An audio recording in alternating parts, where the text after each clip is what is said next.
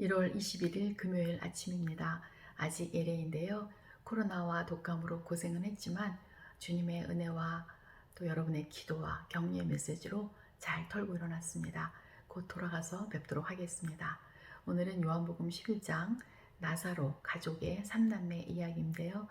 오늘 사도신경으로 신앙 고백하고 말씀 묵상 나누도록 하겠습니다.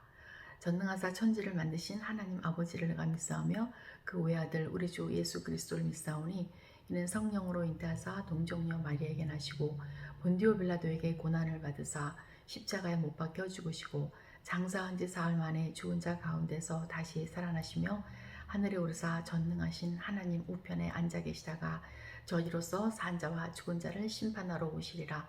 성령을 믿사오며 거룩한 공예와 성도가 서로 교통하는 것과 죄를 사하여 주시는 것과 몸이 다시 사는 것과 영원히 사는 것을 믿사옵나이다. 아멘. 유대 땅의 예루살렘 동쪽에 베다니라는 작은 마을이 시끌벅적합니다. 예수님은 그 마을에 있는 나사로의 집에 제자들을 데리고 자주 드나드셨는데 지금 그곳에 나사로라는 청년이 큰 병이 났습니다. 그런데 마침 하필이면 예수님이 지금 이곳에 있지 않습니다. 요한복음 10장 40절에 따르면 예수님은 그 예루살렘 그 솔로몬 행각에서 유대인들과 본인이 하나님과 한 분이라고 말씀하시다가 유대인들이 돌로 쳐 죽이려고 협박을 하자 지금 예수님은 피신을 하고 계십니다.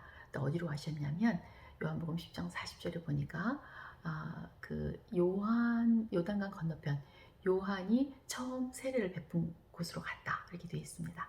그런데 그게 요한복음 1장 8절에 보면은 베단이라고 또 이름이 되어 있습니다. 그 이름이 똑같죠. 나사로가 있는 베다니와 지금 예수님이 유대인들을 피해서 도망가 있는 그 베다니가 이름이 똑같습니다.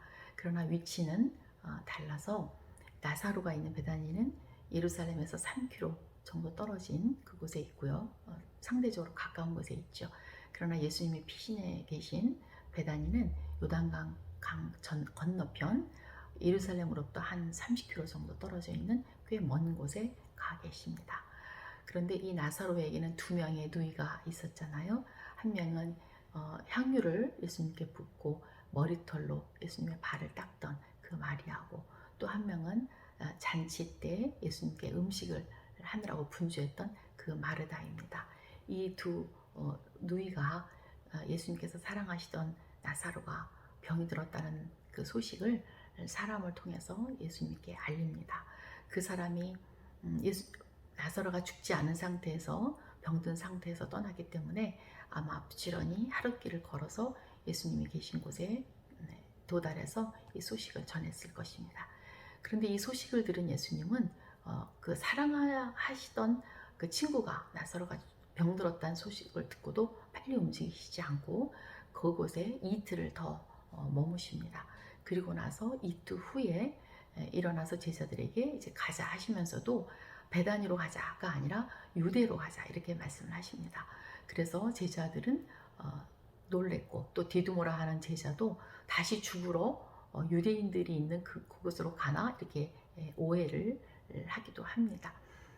왜 예수님은 사람들이 생각하는 그 출발 시간, 또 사람들이 마땅히 가리라고 생각하는 그 목적지도 아닌 다른 곳을 지적하셨을까요? 그 이유가 무엇일까요? 그 답이 4절에 나오는데요.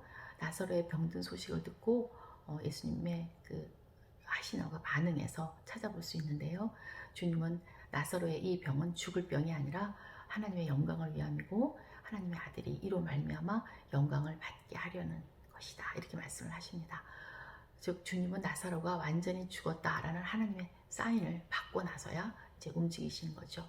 왜냐하면 나사로의 죽음을 보고 절망과 슬픔 속에서, 그리고 또 예수님이 계셔서 나사로를 살려주셨으면 하고 기대했던 사람들과는 달리 15절에 제자들이 이 일을 보고 믿게 하려 하심이라 라는 목적을 말씀하고 계십니다.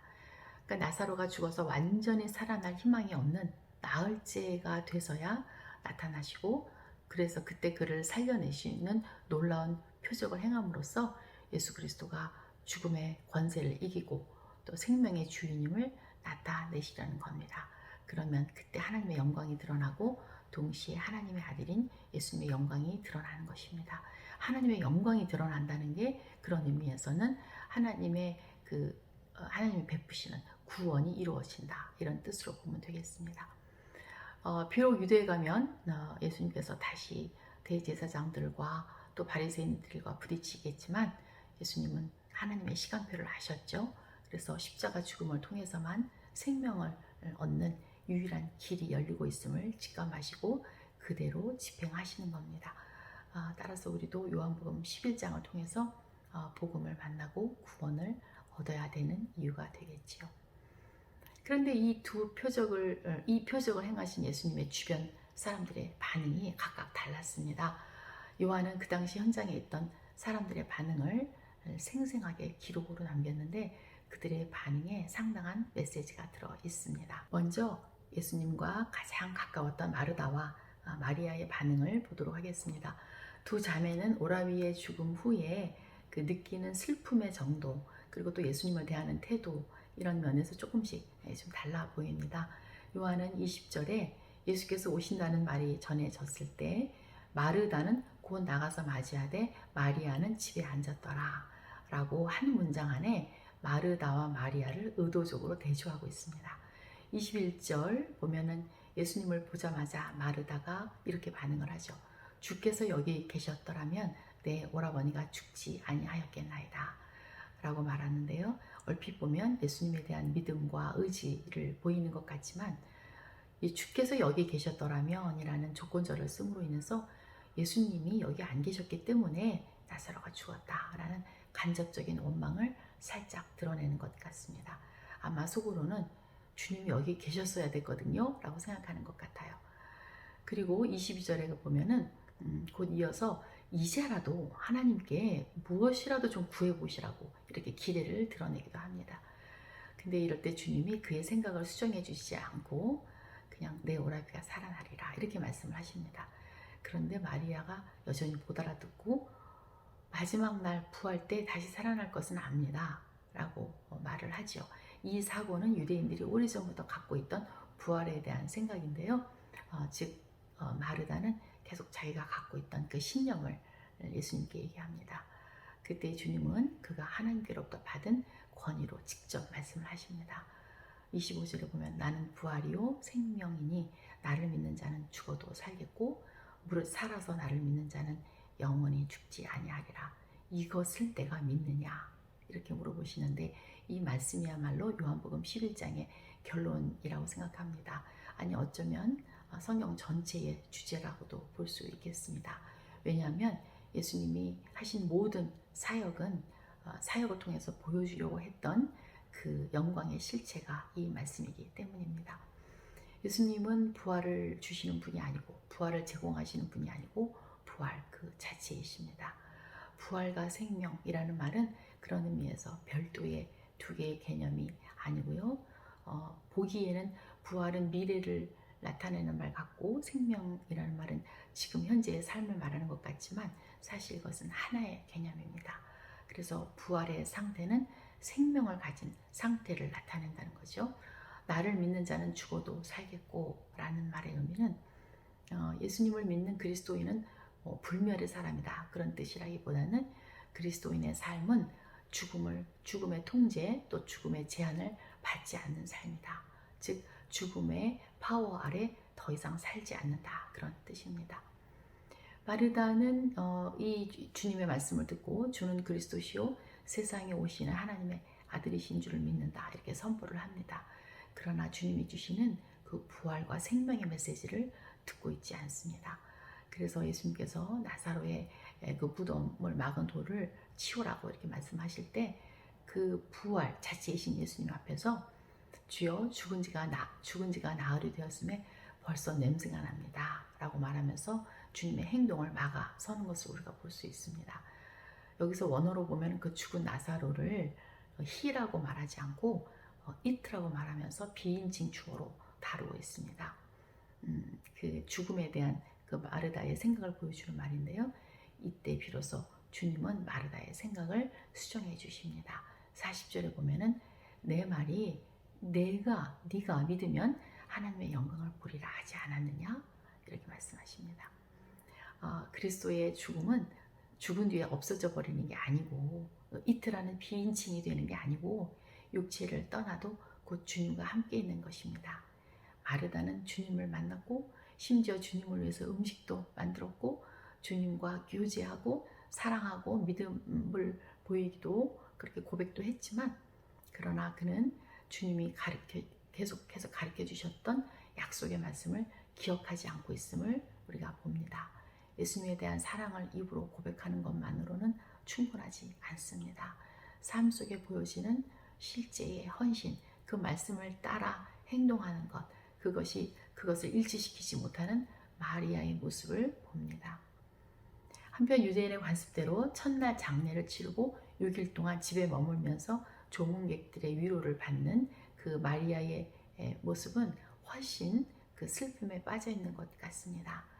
그러나 마리아도 예수님이 오셨다라는 그 말을 들었을 때 급히 일어나 달려나갑니다. 그러나 마리아의 첫 반응, 예수님을 본 첫 반응이 32절에 나오는데 예수님을 배웠고 그 발 아래 엎드렸다 이렇게 되어 있습니다. 마르다가 주님께 자신의 생각을 막 전한 것과는 달리 주님에 대한 사랑과 깊은 헌신을 보이고 있습니다. 물론 첫 마디, 마리아의 첫 마디도 주님이 계셨더라면 내 오라비가 죽지 않았을 것이다 라고 말은 하지만 그냥 그 말이 다입니다. 그리고 웁니다. 그가 우는 것을 보신 예수님은 비통함과 그 불쌍함 때문에 같이 우십니다. 마리아는 나사로의 죽음이 슬퍼서 울었고 예수님은 사랑하는 친구 마리아와 또 같이 따라온 유대인들이 예수님 코앞에 발 앞에서도 죽음과 죄에 묶여서 고통당하는 것을 보고 비통함에 우십니다. 그 비통함에서 주님은 일어나서 일을 시작하시는데요. 그런데 그 나사로를 살리는 그 일을 혼자 하시지 않고 사람들과 함께 일하시는 것을 우리가 볼 수 있습니다. 무덤에 돌을 옮겨 놓으라 이렇게 말씀을 하시고 또 일부러 큰 소리로 나사로야 나오라 이렇게 외치시죠. 그리고 죽은 자가 수족을 베인 채로 나왔을 때 또 다른 사람을 불러서 그것을 풀어놓아 주라 이렇게 명령을 하십니다. 혼자 이 일을 다 하실 수도 있지만 이 중요한 일을 사람들과 같이 동역하시는 예수님의 모습을 보면서 구원은 주님이 일하시는 거지만 그 일을 하실 수 있도록 죽음 앞에, 질병 앞에, 또 문제 앞에, 여러 한계 앞에 갇혀있고 묶인 사람들을 풀어놓아 주는 일은 우리의 몫이고 교회의 몫이라는 것을 생각하게 합니다. 또 이 일을 본 또 많은 다른 사람들도 있었죠. 많은 유대인들이 이 일을 보면서 예수님을 믿게 됩니다. 또 반면에 어떤 사람들은 이 똑같은 일을 보고도 바리새인을 찾아가서 예수님을 일러 바칩니다. 또 대제사장들과 바리새인들은 죽은 사람을 살리는 그 표적을 행하는 예수님 때문에 혹시 밀란이 일어나고 또 그것 때문에 사회가 뒤숭숭해져서 로마가 군대를 동원해서 쳐들어올까봐 예수를 죽이자고 모의합니다. 모의한다는 말은 아주 구체적으로 결정했다 그런 뜻입니다. 한 사람을 죽여서 온 백성이 망하지 않게 하는 게 유익하다 이렇게 말하는 가야바도 등장합니다. 그의 그 현실적인 발언은 자신도 몰랐지만 결국은 예수님 한 분의 그 십자가 희생으로 이스라엘 민족뿐만 아니라 모든 민족에게 생명의 구원이 열리는 복음을 알리는 그런 예언이 되기도 했습니다. 이렇게 나사로의 죽음과 다시 살아나는 사건은 그 전에 예수님이 행했던 많은 표적들보다 예루살렘에 더 훨씬 큰 파장을 일으키면서 점점 다가오는 6월절 시간을 따라서 예수를 잡으려는 그 포위망으로 점점 좁혀지게 되는 그런 원인이 됐습니다. 우리는 요한이 기록한 이 나사로의 죽음 또 다시 살아나는 사건 속에서 주변인들의 반응을 한번 살펴보았는데요. 요한이 남긴 기록의 하이라이트는 무엇이라고 생각이 드시나요? 저는 제가 뽑은 최상의 기록은 예수님이 마르다에게 하신 질문입니다. 예수님은 마르다에게 이렇게 말씀하셨죠. 나는 부활이요 생명이니 나를 믿는 자는 죽어도 살겠고 무릇 살아서 나를 믿는 자는 영원히 죽지 않는다. 이렇게 말씀하시고 나서 이것을 내가 믿느냐? 이렇게 질문을 던지십니다. 요한은 이 질문을 우리 모두가 들으라고 다시 기록에 남깁니다. 예수 그리스도는 부활이요 생명이라. 미경아, 너가 이것을 믿느냐? 성도요, 이것을 너희들이 믿느냐?